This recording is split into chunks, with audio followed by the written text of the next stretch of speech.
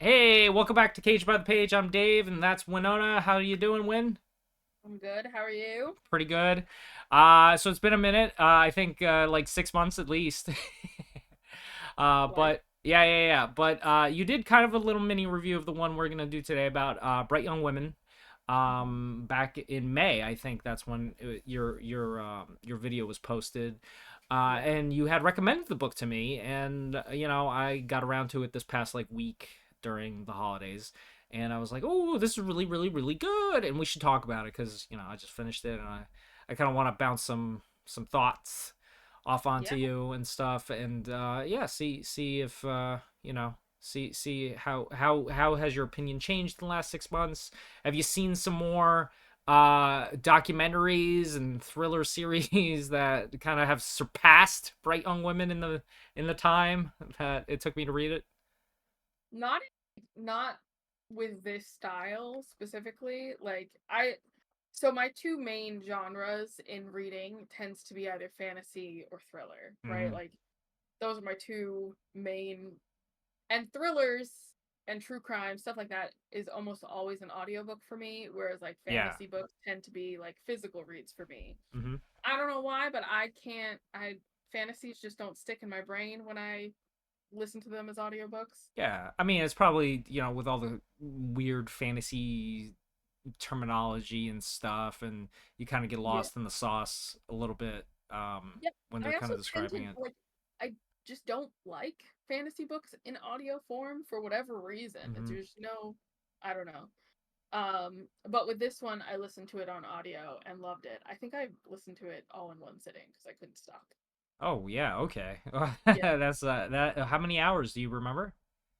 Just out of curiosity. I want Eight? to say it was probably in the like 8 to 10, Eight to like 10? most Yeah, thrillers tend to sounds be. right. I Um, mean, it's 400 pages, so that sounds right, like 8 to 10. okay, yeah. So, Bright Young Women, it's a novel by Jessica Knowles, or Knoll, I should say. Um, it's about a serial killer.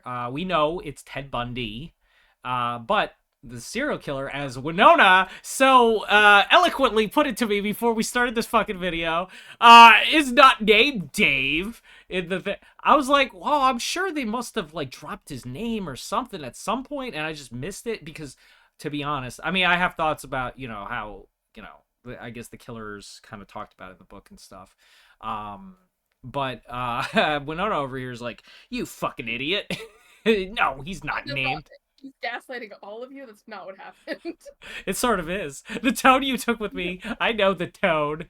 But yeah, basically, an unnamed serial killer, Ted Bundy. Yeah, in like a 1978 sorority house. He gets in there in the middle of the night, kills a few of the sorority sisters, the women living there, and runs off. But before running away, one of the sorority ladies sees him, like is able to identify him as he's making his getaway, and the story kind of unfolds after that, where one of the other people that had been affected by the serial killer, her name's Tina, she finds out that there was another kind of like murder slaying happening in Florida, because she's from I think Seattle, right, northwest somewhere. Yeah, she Yeah. she comes in and then believes that, oh, this is the same person that killed my like friend person, Ruth. And so she meets up with the sorority sister Pamela that saw the serial killer run away. And kind of they go kind of like on a little mini hunt to discover more about him, kind of maybe even catch him, kind of at least help the sheriff's department, because the men in this book are written in a certain way that I mean are definitely, oh yeah, I could definitely buy that. So Yeah. but yeah, that's kind of the overall kind of idea, and I think I'm just gonna say this, spoilers. We're just gonna do spoiler review, kind of give our like thoughts on just kind of the writing of the book and kind of the characters, because I think the strong aspect of this story has definitely been the characters. I really enjoyed Pamela, the lead sorority sister. She's like the president of the sorority, actually. Yeah. And Tina's a Spitfire kind of character. She's also a psychologist or a psychiatrist. I'm not sure which one actually. Which I one? don't remember. Yeah, whichever. So a talk therapist. I'm pretty sure. Um, and she's great. I think her character is yeah, it's fun. It's more argumentative, I guess, compared to Pamela. Pamela kind of in two mindsets, two worlds when Tina encounters her after the tragedy that befell her sorority house. Mhm. Yeah, I don't know. Speak a little first before I keep going because I could keep going forever. So I read this like 6 months ago, so to be completely fair, I remember more of my feelings about the book as opposed to more of the plot. Um, but I do remember that you have like three simultaneous stories Hmm. happening at the same time, Yep. if I remember correctly. You're hearing kind of Ruth's story up to the point of her being killed by the defendant, which is Yeah. what he's called. Yeah. Ruth is Tina's. All right. Well, at this point, spoilers. Friend. So, Tina's lover, Tina's Yeah. girlfriend, Tina's Mhm. live-in I mean, girlfriend. this is late 70s, if you had a spinster person roommate in your house, it might have been your girlfriend. So, Okay. Yeah. uh, but I remember kind of pieces of that. I didn't even remember Pamela's name, to be honest, even though she's like kind of the main She is the character. main character pretty much. Yeah, for a lot of Yeah. it. I think what I liked the most about the book was kind of how, not that the crime was a secondary part of the book, because obviously it was the main point, but Literally, yeah. the trauma that each Mm, of them experienced was far more the point. Like the way that like you don't trust yourself as a woman, or you don't mm. trust your own intuition at times, or like not being respected or heard as a woman Yeah. in a courtroom or things like that. Those are the pieces of the story that I remember So far more vividly. yeah, let me go back a little bit to the night of the murder, because Pamela, she sees the her friend Denise is one of the sorority sisters that gets murdered, and really the main person that Pamela is like focused on in terms of, I mean, not that there were a couple of other sorority girls that were mangled, their faces mangled and stuff.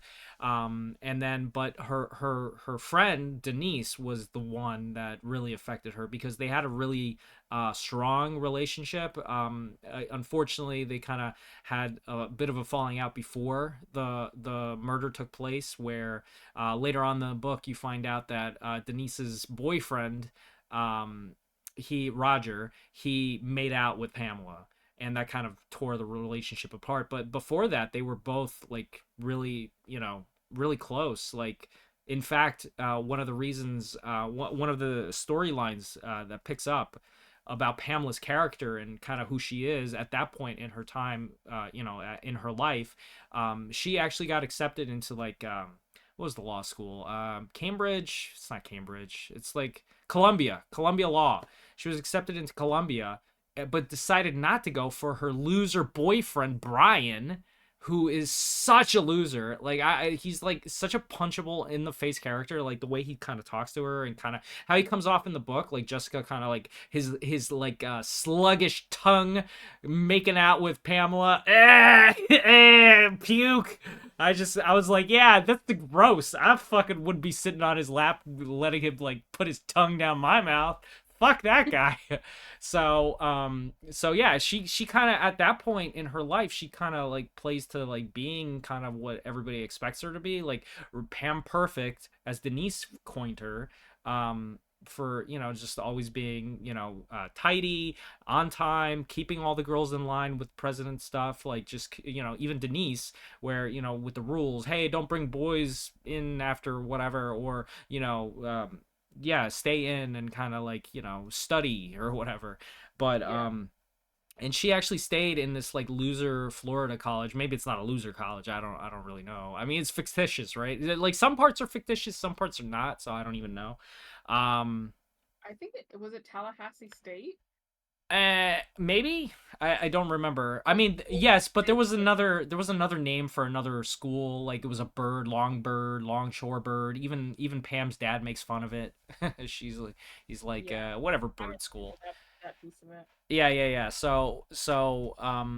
So anyway, like yeah, she actually, so Denise, her friend, she keeps the acceptance letter from Columbia in her drawer, just being like, man, you really fucking, like, what are you doing? Like, you're better than this place, kind of thing, you know. So that was interesting. That part of it was interesting. And during the crime, what had happened was Pamela actually saw who she thought was Roger, Denise's boyfriend at the time, but immediately was like, no, that's not him. They look a little similar, but but it was like 3 in the morning, and all that stuff.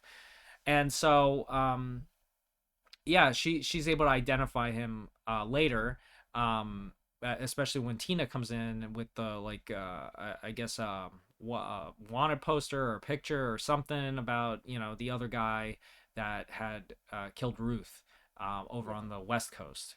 And so yeah, I just even with kind of like her place at that time, like once Tina comes in and kind of opens her world a little bit, because they both kind of trauma bond over what happened between both of them. And unfortunately, Pamela, she kind of, in the beginning, she mentions Roger, and immediately the sheriff is like, oh, Roger did it. Yeah, it's like that, and there was no changing that for him either.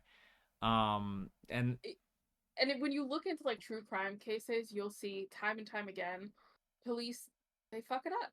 They yeah. fuck it up on repeated occasions, and like, especially in the 70s, when Yeah. you didn't have DNA, you didn't have, like, you may have had fingerprints, you may have had a couple of things here or there, but on, like, when you look back at all of these cases, they were all fucked up, Hmm. like 60s, 70s, 80s, 90s, hell, even today, Forced cases, coercion, like forced confessions. forced confessions, or following a lead that isn't actually going anywhere, Hmm. or being so obsessed with this like one specific piece of the case while like missing other important pieces of cases. This happens all the time. Like, Yeah. that's not an uncommon thing that to happen. Like, you could look at, for example, the Delphi murders, which just went to trial Hmm. like a couple months ago.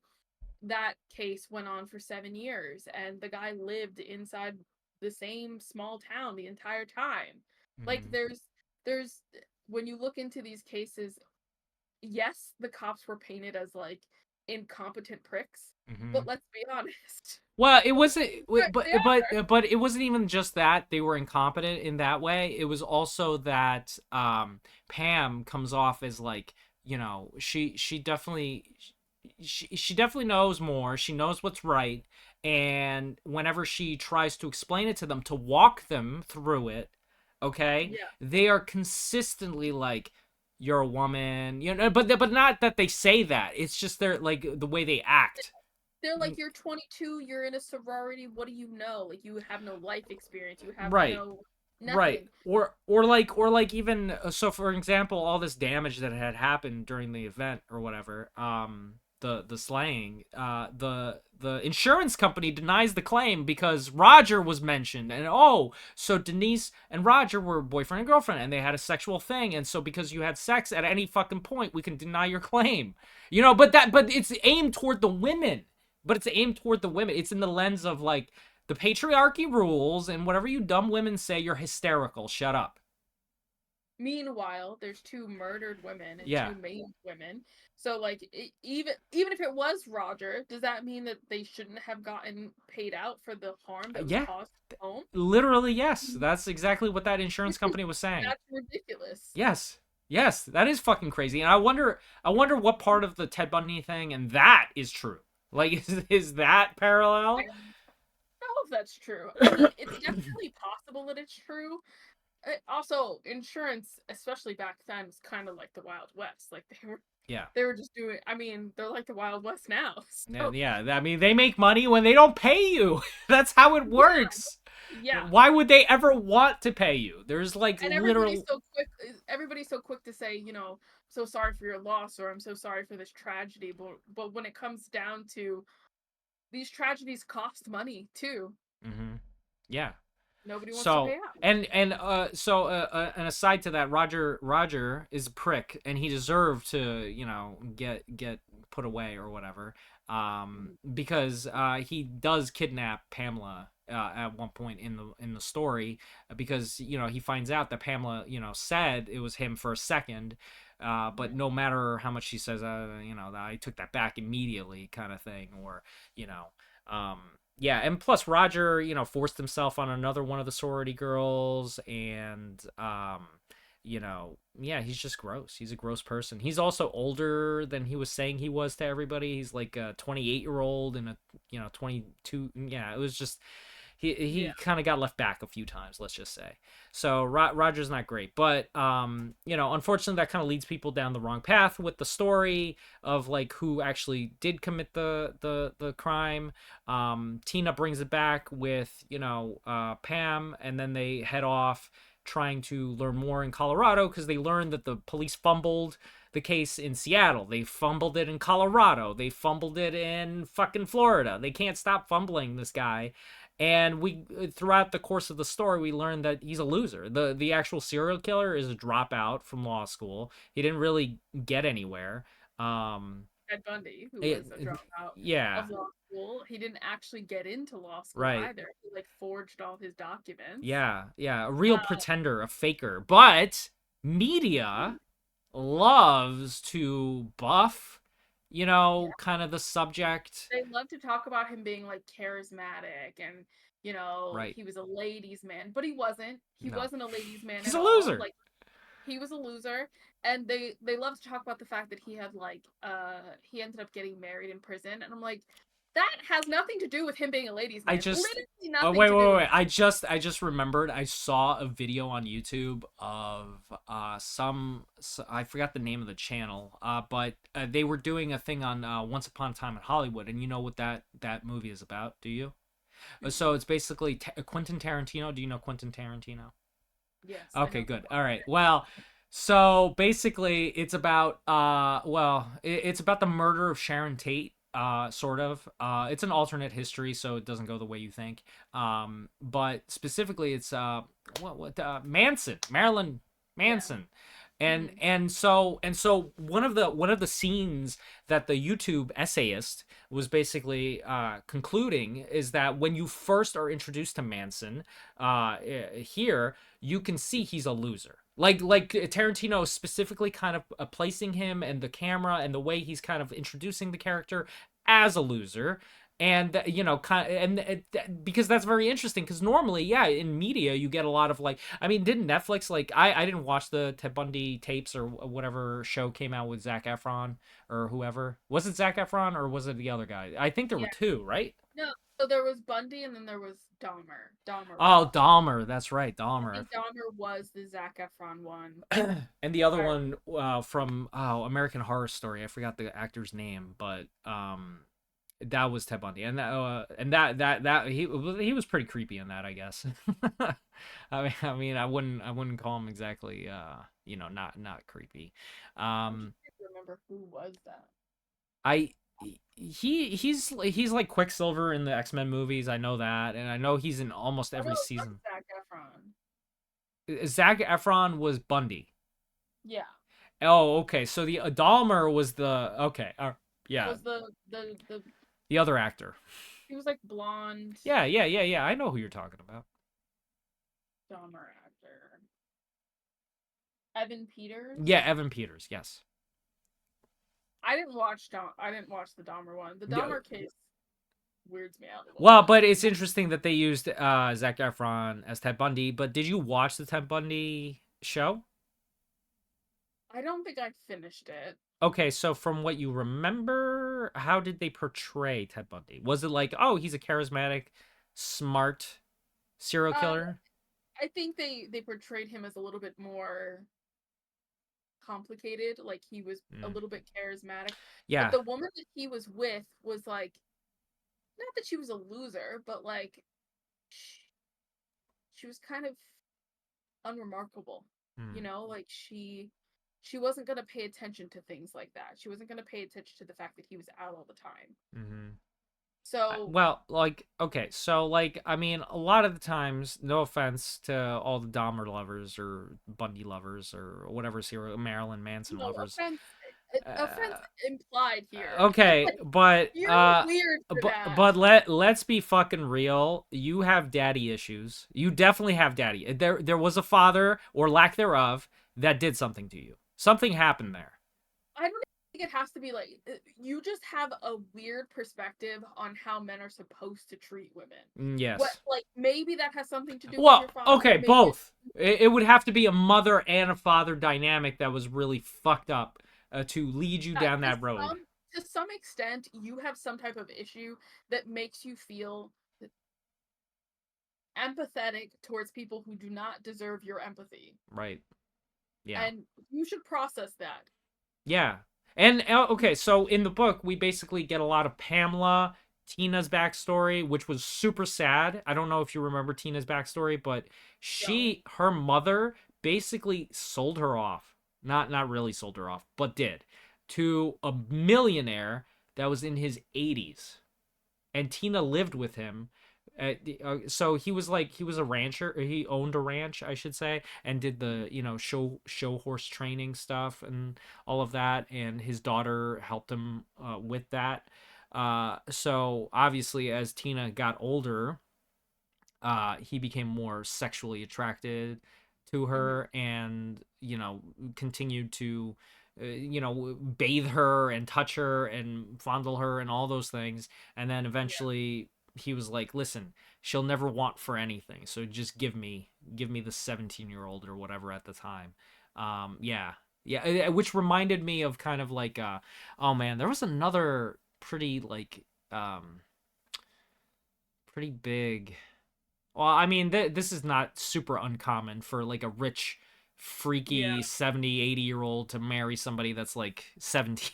I mean, I that's mean, not. who's that actor that married his like adopted daughter? I mean, not Andy Warhol. Woody Allen? Is Woody that who? Allen. Woody Allen, yeah. That Weird that stuff. that and that's just weird. It's just like it's just so wrong. And the fact that he groomed her so heavily to believe Mhm. that it was an okay relationship because she When defends people it. were just saying, "Oh, it was his 17-year-old wife," like that's even how the media portrayed it. Which like maybe it's true, it's a fact, whatever. But why are we saying it like it's completely normal and average? I mean, Like that's not okay. I think there's a lot of like that religious connotation of like marry them young, have a lot of kids, breed, um and there's just like less, I guess, of a. I mean, I wouldn't want to say there's not a stigma to it. There is a stigma. It exists. It's just like I don't know. I mean, you know. The stigma starts to I don't want to say I think now the stigma is significantly worse than Yes, it was back for sure, then. for sure. Um, I mean, a pedophile still cannot get away with being, for sure. Uh huh. But I think back then, as long as the girl was like 16, 17, Mm-hmm. she was In seen as Texas, like she was seen as like she was more of a woman, even though she right? was legitimately a child. I mean, like we hear even stories from like regular grandparents that are like, "Oh, I met your grandfather when I was 15 and Mm, grandpa was like 22." yeah, You yeah, know, like there's stories in our own families that are like that. yeah. So, There's just that, yeah, and there's always a constant emphasis on like an older woman past her prime is past her prime, and that's kind of you. yeah. That's you don't want that, even if you're way into your 50s.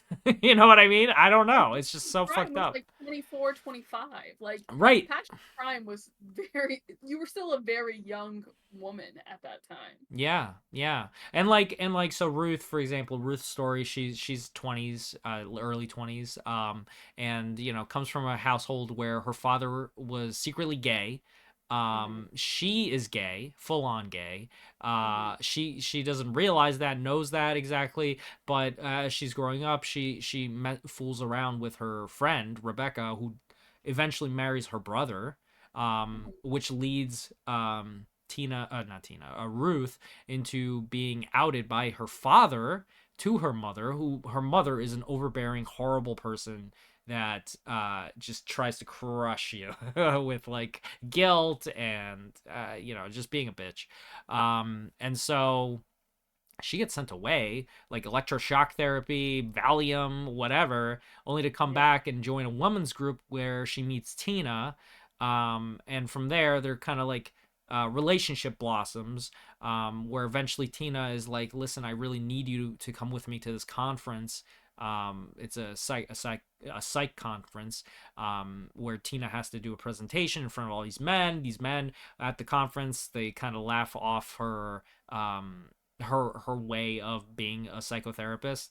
Mhm. But what the technique she was employing, she was just like, the way she was like asking questions, leading the mock patient into revelation, was great. It was great. It was a great part, but the men were like, so when's lunch? Kind of thing. It's like, it was pretty gross. Again, over and over, like just beating you in the head how gross men are, and they're no good. Every single one of them are bad.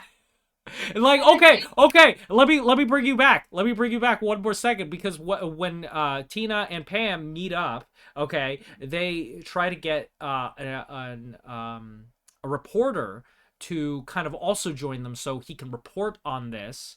So when they like get information from Colorado or Seattle or whatever, he can build the case. Tina or Pamela don't have to go back to the sheriff and be like, dude, it's not fucking Roger, because the sheriff does not like Tina. He already knows her kind of like past. He already discarded Pam. So if a reporter reports it and says, hey, this asshole, look at all this mountain of evidence, you can't ignore this, says it, then it'll be a little bit different. So that reporter, all good, all gravy, right? The one good guy, right? No, Mhm. no, he turns out to be another asshole. What he does is he gets the story, writes it out, all this stuff, and decides not to print it, because once they catch the actual killer, because unfortunately this guy cannot help himself and he starts murdering other girls in the area, and he gets caught. Okay, it just is what it is. He decides to buddy up with this fucker, okay, and get more story out of the serial killer rather than get any justice for Ruth or Denise, which they technically they don't really. I mean, I believe the charges in the end are, he had so many murders pinned to him. Some of the other murders were not pinned to him, like Ruth's murder, because the body was never found at that time. Yeah. Was never put, so that you don't get that kind of satisfaction, I guess, piece to, this is what happened kind of thing. Although in the book you do learn that the serial killer actually gives more of the story of what happened to Ruth, which is super sad. I don't know. Do you have anything to add before I keep going? To say that I think when we read books, sometimes we don't realize that, like, as readers, we're coming at it from different perspectives. Like, Mhm. as a woman, being able to relate to a lot of the Yeah, stories that these women are telling, yeah. I think it gives you a different perspective than you coming in as a man, seeing, like, yeah, there's a lot of, like, man hating kind of shit No, happening. no, no, But no. it's not really man hating per No, se. no, It's no, like, no, no, no, no, no, no, no, no. You're. I just want to clarify. I want to okay, clarify where I'm coming from. It wasn't that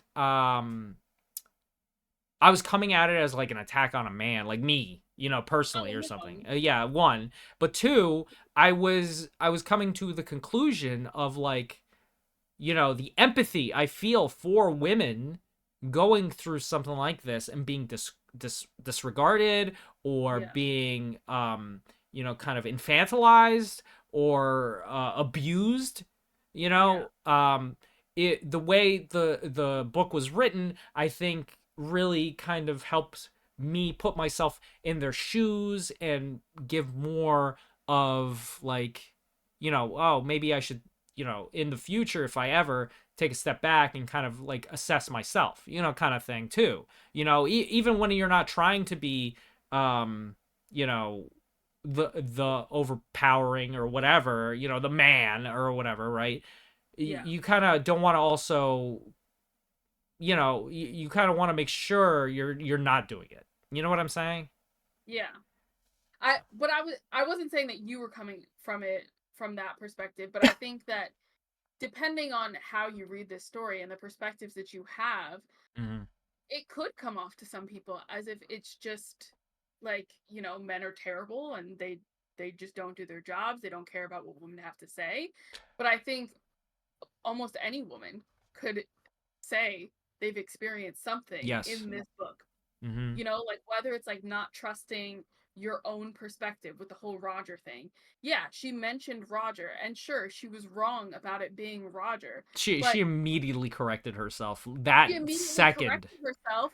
But the moment that she made one utterance of a person, now everything that she says is considered tainted, Hmm. just because she had one perspective. But to be fair, first of all, witness accounts are the worst to go off of. Right, right, right. They're almost always inaccurate to some degree, Yeah. first and foremost. And second of all, this is at 3 o'clock in the morning. She's a 22-year-old girl who's like just finishing up college. She's never experienced something like this before, like to say that she's going to have a perfect recollection night of after she sees her what was her best friend at the time murdered is crazy. And the fact that cops don't go back in this, they didn't even want to go back to hear her. Hmm. And now she could have just doubted herself the whole time. Instead of wanting to go further, instead of wanting to get justice, there was the possibility that that one instance could have resulted in her being like, well, clearly I don't know what I'm talking about. Hmm. Yeah. And that's it. Yeah. And I think, I don't know, like reading the book, I remember feeling really emotional about a lot of the pieces, like Ruth's story, hearing about her doubt who she is as a person, who she's supposed to become in certain points of the book, and her not even trusting her, because if I remember correctly, when she was taken by the serial killer, Yeah. she feels stupid for like Yes. not trusting, like she feels dumb Yeah. because this guy, there's nothing wrong with him So basically. so yeah, so what had happened was like he looked like a white preppy affluent, kid, a guy around her age, when she's lounging on the beach waiting for Tina show up, pretty much. And prior to that, she had kind of her own like little revelation of her family. Like basically her father had died with his secret of being gay, kind of in with him, and so she had moved out of her mother's home because her mother was like, you can never see Tina because it's unseemly that you're gay, kind of thing. And her mother's horrible. She's not a good person. And also like even her friend Rebecca, who they had a relationship, she kind of turned on her. And her brother would never allow, like he would never hear about this kind of like the fact that his sister is gay or whatever, because that's coming from the mother who kind of is overbearing in that family. Anyway, she went to her father's like not funeral. It was like a year after. It was like some sort of ceremony or whatever Like at a garden. memorial thing, Yeah, yeah. memorial thing or whatever. And she basically, told them off. She told them off. She told them all off and like sayonara forever. Goodbye. Fuck off. And she was proud of herself, because Tina had urged her to kind of confront those demons, right, that were kind of holding her back in life. Because, at that point she started having aspirations. Oh, maybe I'll be a chef or a cook or whatever. Like Yeah. growing up and out of it and not being like a subjugated woman under whatever ideal her mother had chose for her or whatever, had popping out babies and shit, Yeah. so she's out there waiting for Tina to show up, and this guy comes in. He's got a cast, and he's kind of playing like, "Oh, I'm hurt. Could you help me? I don't know where my friends are. There's like 15,000 people here because it's like such a big event. It's a hot day or whatever." And so she, there's other girls around um Ruth. Mhm. And they're kind of like, the teenagers are kind of like, "Ooh, how is this gonna pan out?" Because they're kind of interested in how adults kind of get together, and that's kind of what he was kind of exuding, I guess. And then there was another older woman right next to Tina with her kids, and she's like, "Yes, yes, continue, let's see," kind of thing. And so there were eyewitnesses and stuff, and yeah, he basically kind of convinces her slowly, as they're kind of like talking, that he's not a threat, and that he really needs help getting like this, like, I think sailboat, or I don't know, whatever, ropes. I don't fucking know, something back into the car. And then he kind of, I don't know, he kind of invites her to meet his parents, and she kind of goes along with it. Me personally, I don't think I would have done that. I don't know. I don't know. It's like, it's such a weird thing. It was like he had some sort of like weird. It was happening so fast. Like, literally, this is a chapter of him getting her to where he needs to go, and then basically pulling out a gun and being like, "Hey, bitch, you just made a big fucking mistake." You know. Yeah. It literally happened in a blink of an eye. And so they drive up out of the way from the beach to a secluded spot up in the Highlands. And he kind of goes into the house, starts chatting like if he's talking to somebody. There's nobody there. And she's just kind of like absorbing it and just being like, "Oh, so this is kind of where you live, blah blah blah," kind of thing. Like, everything's normal. And then he pulls out the gun, and it's like, she's like, "Oh, you won't shoot me," even though he's holding the gun with the fucking broken hand, the arm that he had in a sling. Like, everything about him was a lie. And she was just like, so, I don't know. Yeah, I think at that moment, it's like, you kind of feel like, how could you have been so dumb? Not Ruth in particular, but anybody. Anybody. Yeah. How could you have been so dumb? You know? Why would you go to this stranger's house just because he looked like a, I don't know, nice white boy from the suburbs or whatever? You know what I mean? It was just Yeah. like a very trusting moment. And up until that point, you would have thought, cuz Ruth actually had a moment where, back at the conference with Tina, when after Tina was given the speech or whatever, she meets not a phlebotomist, some plant person. Okay, I can't remember the name of the thing. And so the plant person is like, "Did you hear about the murders in Colorado here? That's where it's taking place, the conference or whatever, about a woman getting killed." And then they kind of found, or maybe I'm conflating the two, but basically, the plant person's like, if you plant a plant on where the soil of a dead person is, the plant will turn red. That's a big foreshadow for what happens later in the book at the very Yeah. end, basically. And so, you know at that point, she was all like, high alert, and kind of like, but it's like so easy to disarm yourself, right? You have like, at that point, she probably wouldn't go with any stranger, even if they're a cute boy chatting you up. You know what I mean? Yeah. At the thing. But then, enough time passes, you let your guard down. You're not thinking about any murders or serial killers that are killing people in Colorado or whatever. And you just had an emotional moment with your family, that you kind of are like, "Okay, I'm done with them forever." That's huge. And then, yeah, you're in this beach with a crowd of people, and you're just not, I don't know, you just don't connect. And it's so interesting how, I guess, it would be sort of easy, to go around, just, I mean, I think it's harder today just because of like how maybe. many cameras are Yeah, the out in the cell world. phones cell phones are another But, thing. like, not even just cell phones, but like CCTV cameras Right. almost everywhere. You have cell phones, you have people just taking pictures all the time, you have dash cams, you have like there's so much video out in the world. Like even like you're walking down the street and you might be picked up by somebody's ring camera. No, Yeah. you're not doing anything, you're not doing anything wrong, but Mm-hmm. your face is on somebody's ring camera somewhere, Yeah, right? Like photobombed. and it just is what it is. So I think it's a lot harder today because Today, you can yeah. but I think in that case, I think she this did happen in the Ted Bundy case though, where he would portray himself as like injured in some kind of way. And that's the thing that like the media tended to, I don't want to say like they never brought it up, but there were times where they didn't bring up the fact that like the way that he got most of these women into the car wasn't by him being charming and charismatic and all of these other things. Pathetic. It was about the fact that he was pathetic. Yeah. You know? He he was injured, or like he looked like he couldn't get it, like I don't know, his groceries or something into the car. Like Yeah. that's how he did it. It wasn't really about him being this like ladies man. Right. Sure, was he conventionally attractive? Yeah. I guess. I guess with him being hurt in some way, it gives you like that kind of like, well, he's disarmed, right? Like he's not gonna Yeah, choke me yeah, out, and you you know, don't think that men are going to be dangerous if they have a broken leg, or you know what I mean? Like yeah, you don't see people being as dangerous if they look like they're basically disarmed. They have yeah, nothing. They're yeah, disabled in some kind of way. But realistically, that's how he did it. yeah. That's how he that's how he committed his crimes. Yeah.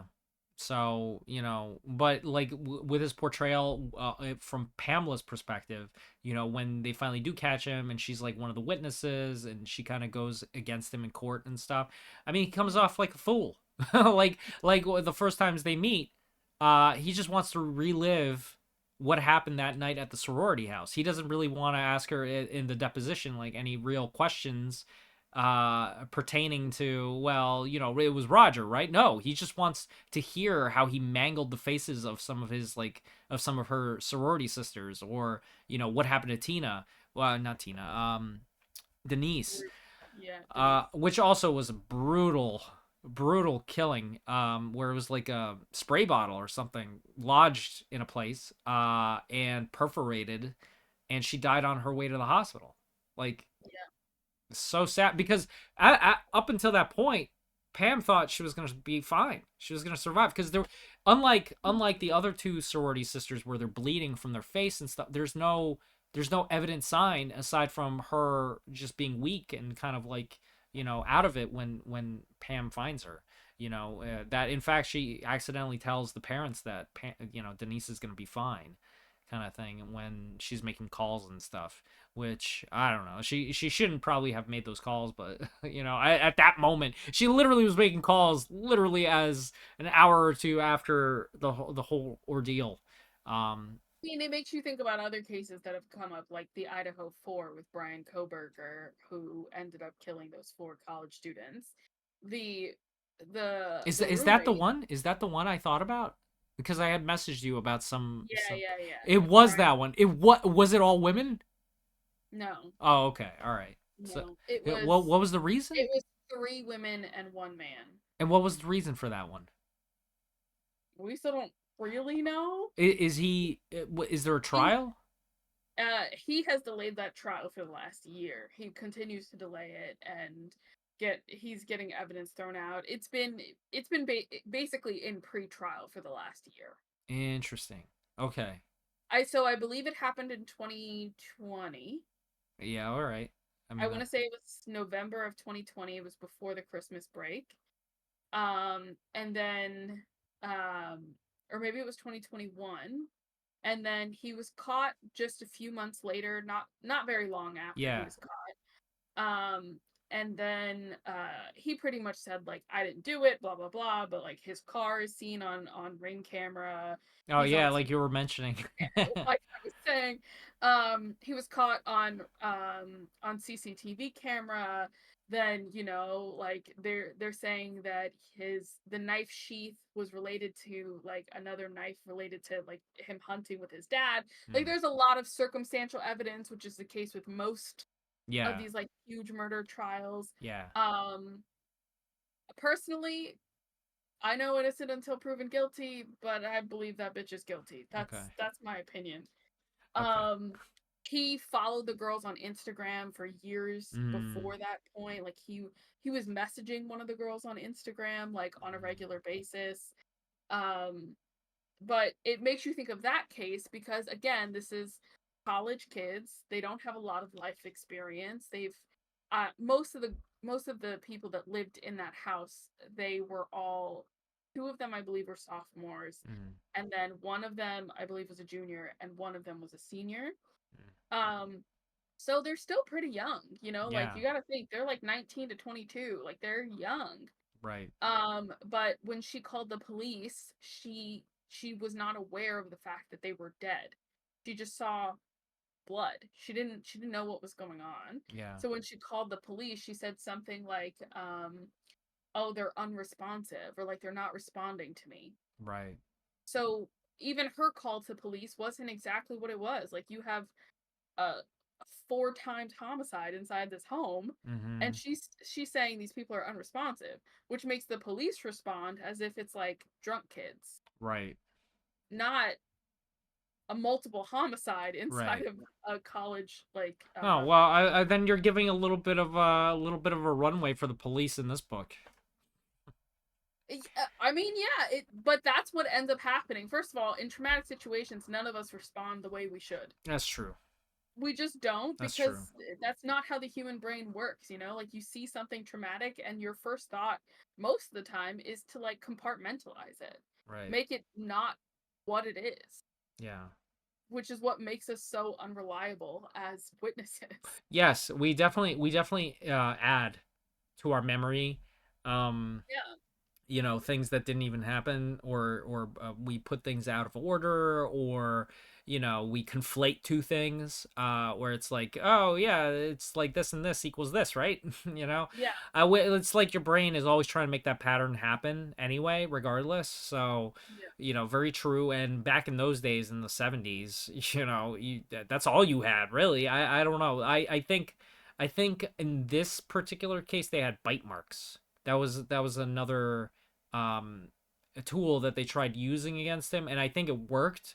But then bite marking became like not not relevant in the courtroom setting, and they threw out, eventually, for future cases, um even being able to use that as a way I to mean, yeah, identify and somebody.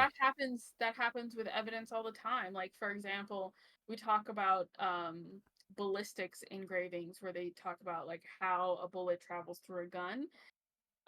Those are not reliable. They have found it on numerous occasions that that's not a reliable source of evidence, but we still use it in some cases. We still use I forgot what they're called. I don't know. But I mean, It, I mean all the CCTVs now, all the closed circuits, all the drones, all the ring cameras, all your phone. I mean, yeah. that's as reliable as you're gonna get at this point. Aside from editing a video, post mortem. I mean, yeah, I think the only way that people are going to get away with like insane murders like this would be in like super duper rural areas. Yeah, yeah. Somewhere definitely. Well, we don't want to give any ideas. No, of course not. But like, I with the way that technology continues to advance, Right. even in rural areas, you have things like deer Well, cameras that have caught it people. it And it it's like, it, it definitely, like, if you look at the statistics and not the rhetoric, there's way more murder happening in rural areas than it is in urban cities, just oh yeah, statistically. especially if you consider population density, it's Yeah, insane. yeah. Rural areas, like, it's a lot of drunks, a lot of guns, a lot of heated arguments over stupid things. Where in a city, it's just way harder to get away with it. Yeah, That's another part of it where it's crazy, because like some of it might go unreported, and it's still higher. yeah, yeah. Fucking nuts. But yeah, getting back to the book, overall, I really enjoyed, um I think, just getting that kind of secondary perspective that I feel I don't get from a lot of novels in general. Like, it just kind of, I felt pretty close with the characters, and I felt like I could put myself in their shoes, and I definitely related to them, in a way that I haven't for the last, like, I don't know, while that I've been reading Yeah, books, right? So I feel like Jessica did a great job, yeah. with her character development, and I feel like the story was, well told from their perspective, where Mhm. I did not give a shit about the serial killer by the time we get to the serial killer.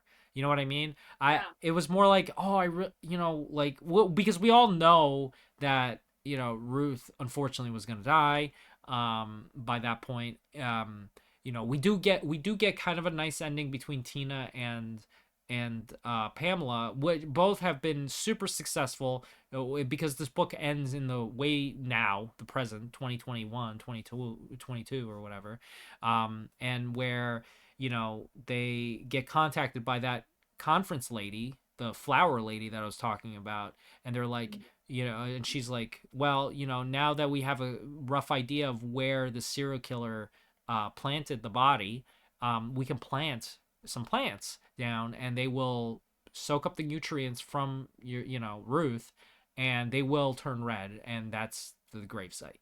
Basically, that's how it ends. Um, Yeah. which I thought was really it was a good ending. I think it was as good as you can get. Yeah. I know the reporter guy that buddied up with the serial killer. He gets his comeuppance by, yeah, sure, he wrote a book. He got a little bit of fame out of it, but in the end he went demented. He went demented and hated everybody, but specifically he hated Pamela because she called him out on his shit. He betrayed them, you know. And so he almost killed her when they saw each other in 21, which I think by that point Pamela's like 70 or something, and Yeah. he's trying to choke her the fuck out, you know, because yeah, he's horrible.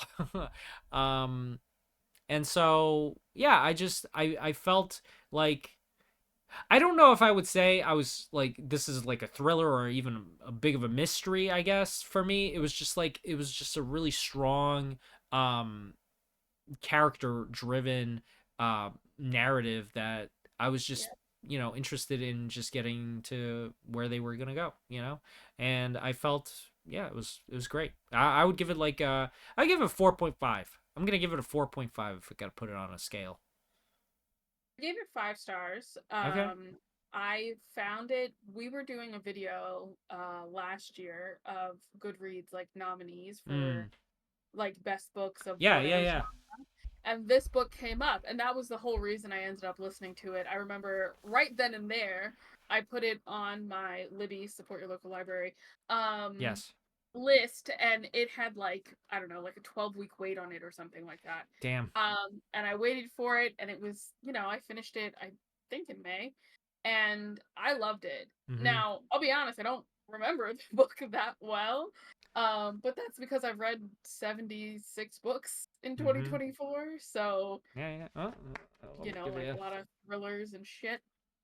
a And okay. that's my I do remember really enjoying Ruth's story the most. Like, Yeah. obviously I cared about where Tina and Pamela were going, but Ruth's story in the background, there's like this Wha- eerie kind of element to So it. so with Ruth, right? When you meet Ruth, she's pimple faced. She just got out of the psych ward.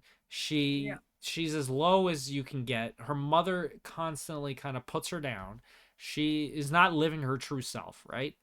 Yeah. And then Tina comes along and she kind of throws like a firework in her direction, basically, and kind of wakes Yeah. her up a little bit and changes her trajectory in life. So by the time she's at the lake, she's like, Yeah.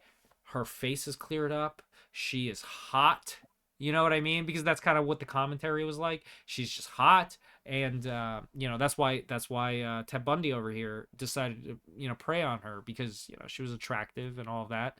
Um, and yeah, I mean, Ruth had the most character. Okay, I can't say character. Tina was already well formed by the time we get to Tina. Okay, we Yeah. just get her backstory, and we're like, oh damn, you had to go through that to get to here, kind of Yeah. thing. Um, while Pamela gets awoken by Tina, right, a little bit. Pamela was already a strong character in terms she was always going to be a big shot lawyer. It was kind of obvious she was already done with Brian by the time we got to that part of the book, really, because she was Mhm. already grossed out by him before really a lot of the Tina interactions, right? Um, and her father was already a big shot hot lawyer that wanted her to go to Columbia. I think that, and that letter from Denise that she kept about, being a Columbia law student, I mean, that would have been just another big fucking wake up call, like, hey, your friend, like, Right.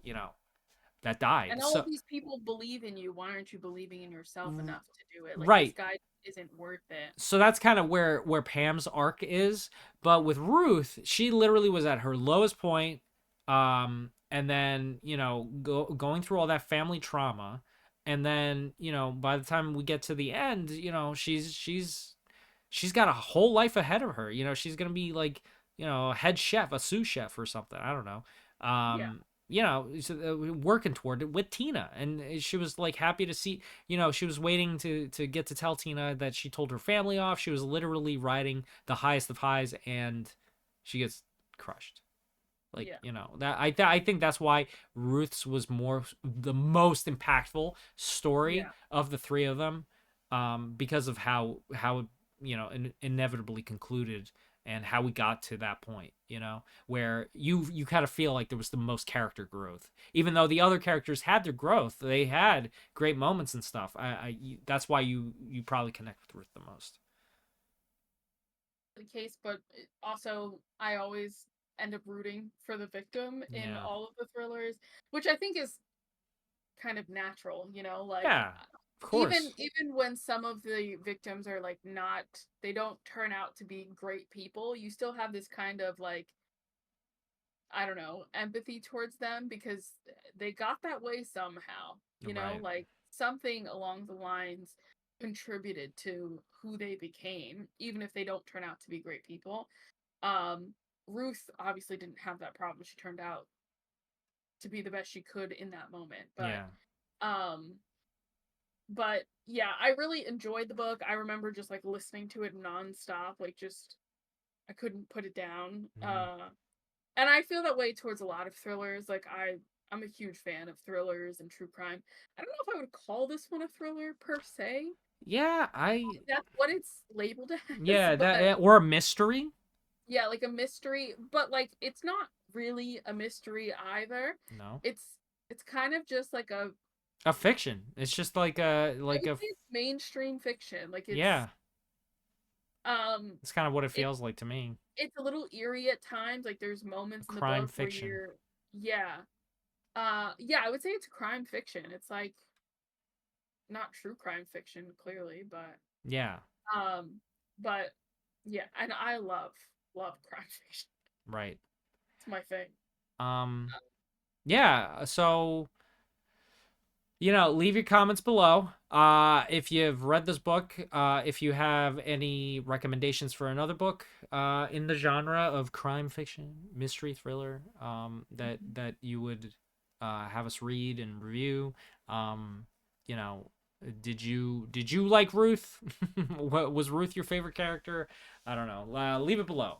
So, do you have any final words, Wynonna? Is there, should people follow you anywhere? I mean, I'm on Goodreads. Wynonna is my Goodreads. I Is don't that is know if that how I you have a would find you? I don't I even. have no idea, honestly. I could put your, I'm on Google. Goodreads. Yeah, I could put your Goodreads in the. I thought you were trying something else though. Weren't you trying another one, Storygraph? I've been trying Storygraph and Fable. I'm just I don't know. Goodreads gets a little bit boring sometimes. There's less of a social aspect. And I like on Fable. I don't know if you've interacted with Fable at all. This is not an ad by any I, stretch of the I've never even heard of Fable. Fable's another reading tracking app, but it also has like TV shows on there too. Hmm, Um and it seems to have a much more like social aspect to it. They have like book clubs that you can join for specific books or that's cool. you can post in a similar way of like updating your progress on Goodreads, but it's also more visually appealing than Goodreads very like Facebook circa 2006 vibe that it still has in Yeah, Goodreads 2024. definitely needs a update. It seems unfair considering Amazon was built on the backs of like book publishing. Yeah. Um, but they do not update this one app at all. Yeah, I don't Look I at don't you, know. Jeffrey Bezos. I mean, they like to keep it simple for the book people, I guess. Yeah, I don't know. I find Goodreads to be a little bit too simple with all of the like advancement in social media Yeah, for technology. sure. So, Yeah, um, definitely more. Well, I know that Amazon has its own book club thing that it was rolling out. So I don't know. It's weird, like because whenever but Amazon owns Goodreads, right? At this yeah. point, yeah. It's weird because it's like you know, do we give those cool features here or do we give them here? Where do we really want to keep Just people? integrate. Like, why wouldn't you just integrate the two things together? Goodreads has such a decent sized follower base at this point, and you also have these other devices that are attached to Goodreads, such as Kindle. So if you already have the database, you already have the Hmm. database, you already have the user base, you already have all of this time and effort put into Goodreads, update it. Update it, make it, actually user friendly in 2025. Like that's ridiculous. But that's a tangent that we don't have to go down. Yeah. Yeah, We could have another video on that, comparing the three apps. I mean they have Fable, there's Book Mori, I think is one of them. Book There's Mori. I don't know, I've never used that one. Um Storygraph. I know with There Storygraph you can upload your Goodreads, right? Yeah, you can do that on pretty much all the apps because obviously Uh, Goodreads was the leader in the book tracking space. hmm. So, yeah, I'm trying out a couple of them.